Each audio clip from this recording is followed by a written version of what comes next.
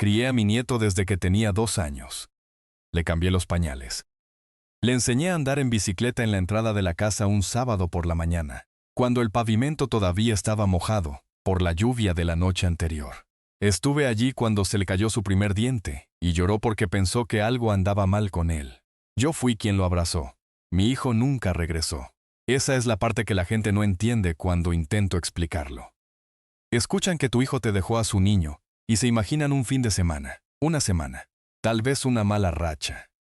Se imaginan a un joven que cometió un error y que eventualmente encontró el camino de regreso a casa. Mi hijo dejó a su pequeño en mi cocina un martes por la tarde en octubre. Dijo que tenía que arreglar un asunto y se fue en una camioneta que ni siquiera era suya. Me quedé junto a la ventana, viendo cómo las luces traseras se desvanecían al final del camino.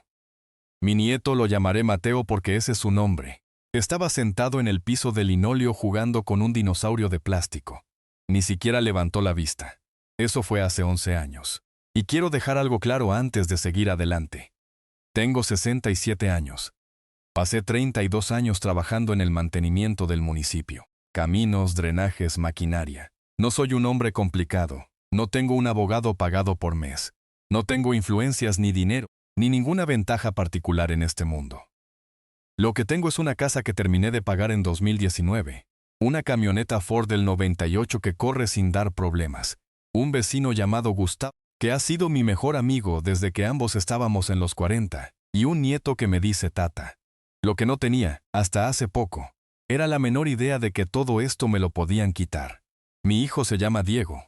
Tenía 24 años cuando me dejó a Mateo. No voy a fingir que alguna vez fue alguien estable. No lo era. Su madre, mi difunta esposa Norma, solía decir, Diego llegó al mundo con todo el volumen al máximo y nunca encontró la perilla para bajarlo. Lo decía con amor. Siempre decía todo lo relacionado con él con amor, incluso las cosas más difíciles. Norma falleció cuando Diego tenía 19 años. Creo que eso rompió algo dentro de él que nunca terminó de sanar. Empezó a andar a la deriva. Trabajos que duraban un mes. Números de teléfono que cambiaban sin previo aviso. Direcciones de las que perdía el rastro. Y luego un día, apareció con una mujer a la que yo nunca había visto, y un niño de 2 años que tenía exactamente los mismos ojos de Norma. Me dijo que la madre del niño se había ido. No insistí en preguntar qué significaba eso. Podía ver el estado en el que estaba Diego, y sabía que presionar no iba a servir de nada. Cenó en mi mesa esa noche, acostó a Mateo en la habitación de huéspedes, y por la mañana ya no estaba. Llamé a su número 17 veces la primera semana. 11 de esas llamadas se fueron directo al buzón de voz. Las otras 6 solo sonaron. Después de 30 días dejé de contar. Inscribí a Mateo en el preescolar de la primaria de la calle Clemente y empecé a descifrar cómo volver a ser padre a los 56 años. Fue más difícil de lo que esperaba y más fácil de lo que temía. Mateo era un niño silencioso, un poco observador, de la forma en que lo son los niños cuando han visto cosas para las que aún no tienen palabras. Pero se adaptó a la rutina. Le gustaba el cereal con la cantidad exacta de leche cada mañana. Le gustaba que le leyera por las noches. Le gustaba ayudarme en el jardín, pasándome herramientas, incluso cuando no sabía para qué servían, solo para estar cerca de mí. Para cuando cumplió 5 años, ya había dejado de preguntar por su padre. No sé cómo explicar lo que se sintió aquello. No voy a intentarlo. Los años pasaron de la manera en que pasan cuando uno está ocupado. Mateo empezó la escuela. Mateo aprendió a leer. Mateo se unió al equipo de lucha infantil en el centro comunitario. Y regresaba a casa oliendo a los colchones del gimnasio, con una sonrisa como si hubiera ganado un campeonato mundial. Fui a cada una de sus competencias. Me sentaba en esas gradas de plástico con las rodillas doliéndome y gritaba apoyándolo. Supe de Diego 4 veces en 11 años. Una fue una llamada por cobrar desde un centro de rehabilitación en otro estado. La acepté. Hablamos durante 8 minutos. Él lloró. Yo escuché. Y luego volvió a desaparecer. Otra fue una postal de algún lugar del norte, sin dirección de remitente. Otra fue un mensaje de texto en Nochebuena, que decía simplemente, «Lo siento, tata». Y cuando le respondí, el número ya estaba desconectado. La 4ª vez fue una carta certificada de un despacho de abogados en Saltillo. Esa carta llegó un viernes por la mañana en febrero. Lo recuerdo muy bien porque acababa de regresar de la escuela de Mateo. Él había tenido un concierto con la banda de música la noche anterior. Toca la trompeta. De hecho, no lo hace nada mal. Andaba yo todavía con la chamarra puesta en la cocina cuando abrí el sobre. La carta me informaba que mi hijo Diego, actuando a través de su abogado, un hombre llamado Claudio Vega, solicitaba la custodia inmediata de su hijo menor de edad, Mateo, y me exigía que cesara y desistiera de cualquier interferencia en su reencuentro. También estipulaba que, si no entregaba voluntariamente al niño en un plazo de 14 días, mi hijo se vería obligado a emprender acciones legales, que incluían, entre otras cosas, cargos por interferencia de custodia y retención ilegal. La leí 3 veces. La tercera vez ya estaba sentado. Quisiera decirte lo que sentí en ese momento. Pero la verdad es que no sentí nada de inmediato. Es como cuando te cortas con una hoja afilada. Pasa un segundo, a veces 2 o 3, en los que puedes ver la herida y sabes lo que pasó. Pero el dolor todavía no llega. Así me sentía yo, de pie en mi cocina, sosteniendo ese papel. Podía ver lo que decía, pero aún no lo asimilaba. Entonces Mateo entró por la puerta principal con su mochila y me dijo, «Tata, ¿puedo comer algo?» Doblé la carta. Me la guardé en el bolsillo de la chamarra y le dije que sí. Llamé a Gustavo esa noche, después de que Mateo se durmió. Gustavo no es de los que se asustan fácilmente. Pasó 20 años trabajando en la construcción, levantando casas desde los cimientos, lidiando con inspectores, contratistas y gente que intentaba estafarlo a cada momento. Cuando leí la carta por teléfono, hubo un largo silencio, y luego me preguntó, ¿tienes papeles? Le pregunté a qué se refería, me dijo. Llevas 11 años criando a ese niño. ¿Tienes algo por escrito? Algo que demuestre que Diego te lo dejó a propósito. Me quedé pensando. Gustavo siguió en la línea mientras yo hacía memoria. La verdad es que tenía más de lo que imaginaba. Tenía el historial médico de Mateo que se remontaba a su primera consulta con el pediatra en noviembre del año en que Diego se fue, donde yo aparecía como tutor legal. Tenía los papeles de inscripción del preescolar que yo mismo había firmado. Tenía cada boleta de calificaciones, cada cartilla de vacunación, cada formulario que había llenado por él. Tenía un cajón en el cuarto de visitas. La habitación que ahora era de Mateo, que nunca había ordenado, pero que estaba lleno de papeles. Y también tenía algo más.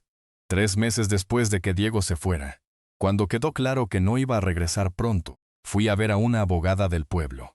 No para pedir la custodia, no de manera formal. Solo necesitaba saber qué se suponía que debía hacer. La abogada, una mujer llamada Petra, me dijo que pusiera todo por escrito. Me ayudó a redactar una carta sencilla y la envió a la última dirección conocida de Diego y a otras 2 direcciones que yo tenía de él. La carta decía claramente que Diego había dejado voluntariamente a Mateo bajo mi cuidado, que yo tenía la intención de criarlo, y que solicitaba su confirmación o su objeción en un plazo de 30 días. La envió por correo certificado. Diego firmó de recibido una de las copias. Nunca respondió. Petra se quedó con una copia de todo. Yo aún conservaba los archivos que ella me había mandado. Estaban en un sobre de Manila al fondo del cajón de la cocina, debajo de un directorio telefónico de 2016 que nunca tiré a la basura. Cuando lo encontré y volví a llamar a Gustavo, me dijo, «Ese sobre es tu salvación». Las siguientes 2 semanas fueron las peores de mi vida, y vaya que he tenido semanas malas. Diego y su abogado presentaron la demanda un miércoles. Para el jueves por la tarde, ya tenía a 2 personas del Departamento de Servicios Infantiles del Estado en mi puerta. Fueron amables. Solo hacían su trabajo, lo entiendo, pero estar de pie en el umbral de mi propia casa, mientras 2 extraños me pedían que describiera mi situación de vida, mis finanzas, mi rutina diaria. Mientras Mateo estaba arriba haciendo la tarea, algo dentro de mí se congeló de una manera que tardó mucho tiempo en templarse. Entrevistaron a Mateo a solas en la sala mientras yo me quedaba en la cocina. Mateo tiene 13 años. Él ya entiende las cosas. No es un bebé al que puedas distraer con una cajita de jugo. Cuando la mujer regresó a la cocina, tenía un gesto prudente y me dijo que Mateo había sido muy cooperativo y muy claro con sus sentimientos. No me dijo qué había dicho. No hacía falta. Después de que se fueron, Mateo vino y se sentó frente a mí en la mesa de la cocina. Me miró con esos ojos que se parecen tanto a los de su abuela que todavía me estrujan el corazón a veces. Y me dijo, «Tata, yo no me voy a ir a ningún lado». Le respondí, «Lo sé». Y él insistió, «Hablo en serio, él no me conoce. Ha estado fuera toda mi vida. No me importa quién sea». No supe qué contestar a eso. Así que me levanté y preparé la cena. No volvimos a tocar el tema esa noche, pero lo escuché. Escuché cada una de sus palabras. La audiencia quedó fijada para el mes siguiente. Gustavo me llevó en su auto, porque yo no quería estar lidiando con estacionamientos, parquímetros, ni pensar en dónde dejar la camioneta. Necesitaba a alguien que se encargara de los detalles prácticos mientras yo lidiaba con todo lo demás. Llegamos temprano. Me senté en una banca del pasillo, afuera de la sala del tribunal, con un saco que no me ponía desde el funeral de Norma. Todavía me quedaba bien, pero se sentía extraño, como estar usando la vida de otra persona. Gustavo se sentó a mi lado y no intentó hacer plática, que es una de las razones por las que he sido su amigo durante 20 años. Diego llegó con su abogado 12 minutos antes de la audiencia. No había visto a mi hijo en 11 años. Se veía más viejo, lo cual es obvio, pero no de la forma en que esperaba. Había subido de peso. Vestía con cuidado, ropa nueva, bien peinado. Tenía el aspecto de un hombre al que habían entrenado para dar una buena impresión. Y supongo que así era. Me miró de reojo al entrar y luego desvió la vista. Su abogado Claudio Vega, más joven de lo que pensaba y con zapatos caros, le puso una mano en el hombro a Diego y lo guió para que pasara de largo frente a mí, sin sostener la mirada. Vi a mi hijo pasar a mi lado y sentarse en la mesa del otro lado de la sala. Y pensé en la llamada por cobrar desde aquella clínica. Pensé en él llorando. Pensé en el mensaje de la Nochebuena. Lo siento, tata. No sentí rabia. Quiero dejar esto claro porque la gente espera que uno sienta ira en estas situaciones. Y entiendo perfectamente por qué. Pero lo que yo sentía era algo más viejo y pesado que el enojo. Era duelo, supongo. Dolor por algo que nunca llegó a existir de la manera en que yo lo hubiera querido. La jueza era una mujer de apellido Haro. Era directa. Llevaba la sala como lo hace alguien que ya lo ha visto todo y a quien no van a impresionar con teatros. El abogado de Diego se puso de pie y presentó su caso. Usó palabras como imperativo biológico, vínculo paterno y derecho a la reunificación. Habló de la recuperación de Diego, de su estabilidad, de su nuevo departamento, de su trabajo de medio tiempo. Hizo que 11 años de ausencia sonaran como un simple desvío en el camino. Una mala racha, un hombre encontrando su rumbo. Mencionó brevemente que había existido un acuerdo informal, pero que no se había establecido ninguna tutela legal, y que, por lo tanto, mi reclamo sobre el niño no era, en términos estrictos, legal. Esa fue la palabra que usó, el niño. No por su nombre, solo el niño. Entonces se levantó mi abogada, una mujer llamada Ruth a quien Petra me había recomendado. Tenía el cabello canoso, lentes para leer y una expresión que dejaba claro que no tenía tiempo para tonterías. Colocó el sobre de Manila sobre la mesa frente a la jueza Haro. Explicó con calma y sin dramas lo que había dentro. La carta de 2014, el recibo del correo certificado, la firma de Diego, el plazo de 30 días que había pasado sin respuesta, los 11 años de expedientes médicos, la documentación escolar y las declaraciones de impuestos en las que yo había declarado a Mateo como dependiente cada año, con el pleno conocimiento del municipio. Entonces ella dijo algo que yo no sabía iba a decir. Dijo: Su señoría, me gustaría señalar que hace 3 semanas, el abogado de la parte demandante envió una comunicación privada a mi cliente sugiriendo que este asunto podría resolverse sin necesidad de litigio, si mi cliente aceptaba un pago de $40,000, a entenderse como una compensación por los gastos de manutención infantil. La sala no era ruidosa, pero se volvió aún más silenciosa. Ruth colocó un segundo documento sobre la mesa, la comunicación impresa y fechada. La jueza Haro lo miró. Luego miró a Claudio Vega, después miró a Diego y dijo: «Señor Vega, ¿le gustaría explicar esto?» Lo que siguió no es algo que vaya a describir a detalle porque, para ser sincero, pasó rápido y yo estaba más concentrado en mirar la cara de Diego que cualquier otra cosa. Su rostro pasó por varios estados en muy poco tiempo. Final, se veía como un hombre al que le acababan de revelar algo que no sabía. Y creo que eso fue exactamente lo que pasó. No creo que Diego supiera lo del ofrecimiento de dinero. Creo que fue una idea enteramente de Vega. La jueza Haro dictó un receso de 20 minutos. Cuando regresó, fue breve. Dijo que, dadas las pruebas documentadas de abandono voluntario prolongado, la ausencia de respuesta a la carta de 2014, las preferencias declaradas por el menor que eran congruentes con su historia documentada, y la nueva evidencia de lo que parecía ser un intento de extorsión financiera, negaba la petición de transferencia de custodia. También turnus caquis al Colegio de Abogados para su revisión. Miró por encima de sus lentes hacia la sala y dijo, «Este niño tiene un hogar. Ha tenido un hogar durante 11 años. Esta corte no ve ninguna razón para perturbar eso».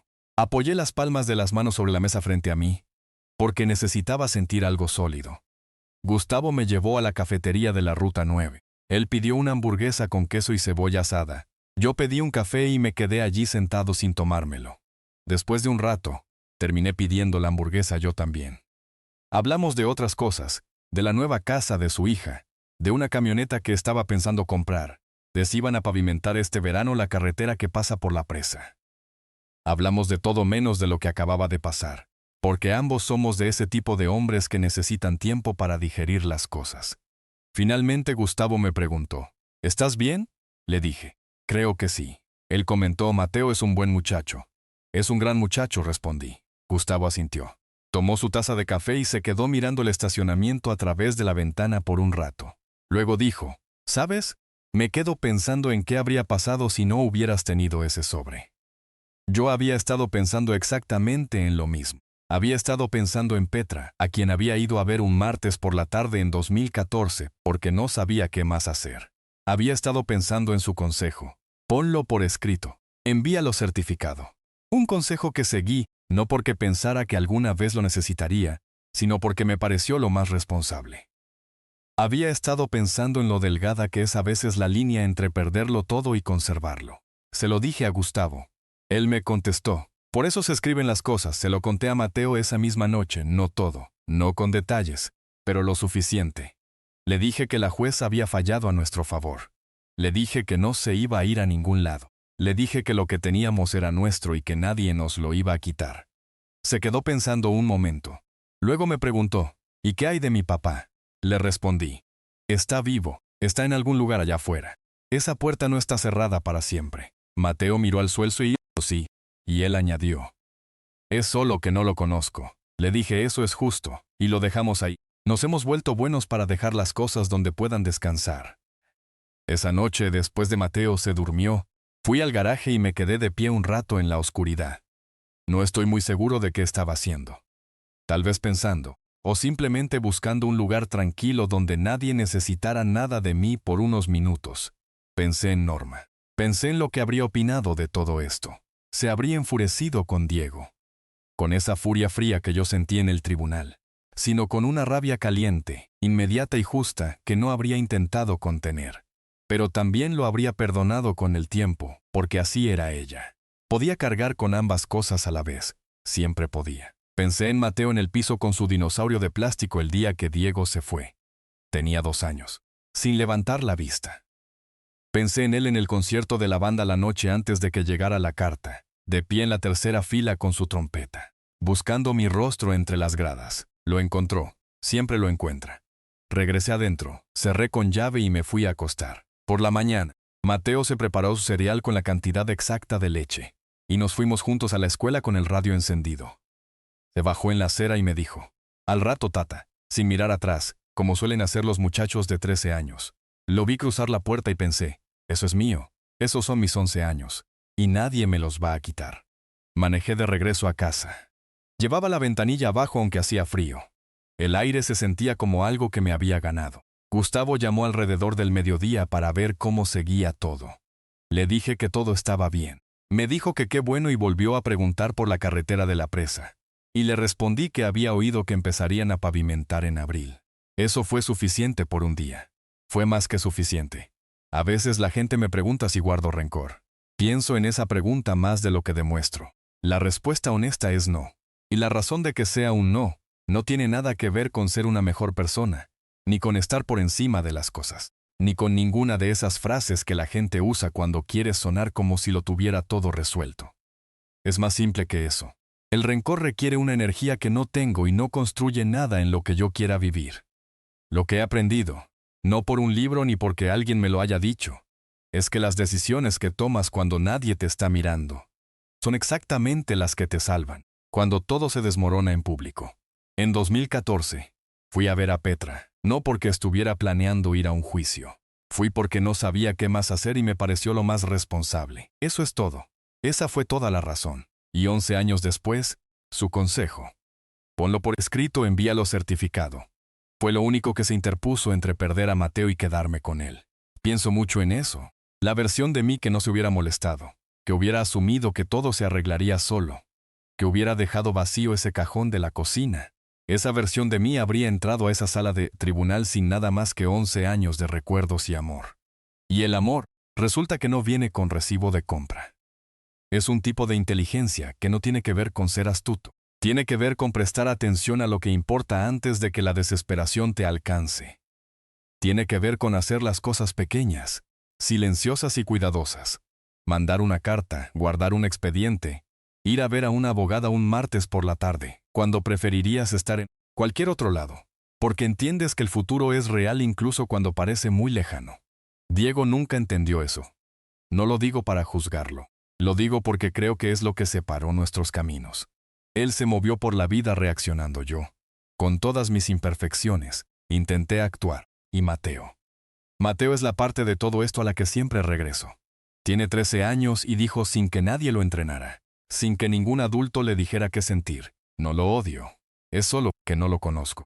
Es tipo de claridad a los 13 años. No es algo que se pueda enseñar de forma directa. Crece en un niño al que han tratado con honestidad, a quien le han dicho la verdad en porciones adecuadas para su edad, en lugar de protegerlo de ella, hasta que explota. Nunca le dije a Mateo que su padre fuera un mal hombre. Tampoco le dije nunca que su padre iba a regresar. Solo le dije la verdad tal como la conocía, año tras año, en las dosis más pequeñas que siguieran siendo honestas. Y así creció, con suficiente tierra firme bajo sus pies para sostenerse por sí mismo. He visto lo que pasa cuando la gente toma decisiones movida puramente por lo que quiere en el momento. El dinero, el reencuentro, el reclamo, la apariencia de algo que en realidad nunca construyeron. Pero también he visto lo que pasa cuando simplemente sigues estando presente. Cada competencia de lucha, cada mañana de escuela, cada tarde con la radio encendida en la camioneta. Todo eso se acumula en algo que ningún abogado puede desmentir y ningún juez puede ignorar. No porque el universo recompense a los buenos, sino porque la acción ostentante a lo largo del tiempo produce pruebas. Pruebas reales, documentables e innegables de una vida que de verdad se ha vivido. El sobre me salvó. Pero el sobre solo existió porque estuve prestando atención durante 11 años antes de necesitarlo. Eso es lo único que sé con certeza. Es lo que le diría a cualquiera que esté en medio de algo así en este momento, haciendo ese trabajo silencioso que nadie ve y preguntándose si vale la pena. Vale la pena. Cada uno de esos días cuenta.